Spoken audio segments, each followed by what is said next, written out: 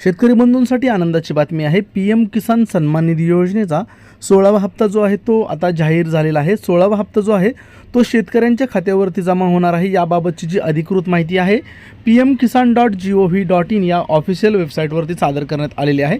तर आपण या ठिकाणी पाहू शकता की हा जो हप्ता आहे तो 28 फेब्रुवारी 2024 रोजी वितरित केला जाणार आहे। अशा प्रकारची अधिकृत माहिती पोर्टलवरती सादर करण्यात आलेली आहे। फक्त शेतकऱ्यांना विनंती अशी करण्यात आलेली आहे की ज्या शेतकऱ्यांनी पीएम किसान सन्मान निधी योजनेची ई-केवायसी केली नसेल त्यांनी ई-केवायसी करून घ्यायची आहे।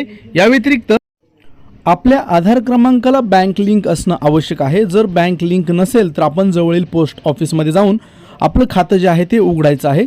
एवढी 2 काम आपल्याला करायची आहेत। त्यानंतर आपले जे पैसे आहेत ते आपल्या खात्यावरती जमा होणार आहेत। या व्यतिरिक्त सीएम किसान सन्मान निधी योजना म्हणजेच नमो किसान महासन्मान निधी योजना या योजनेचे देखील पैसे जे आहेत ते वितरित केले जाणार आहेत।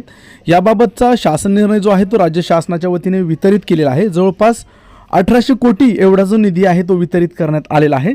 याबाबतची अधिकृत माहिती आपल्याला आणि याचा जर शासन निर्णय हवा असेल तर महाराष्ट्रयोजना.in या वेबसाईटवरती सविस्तर माहिती सादर करण्यात आलेली आहे।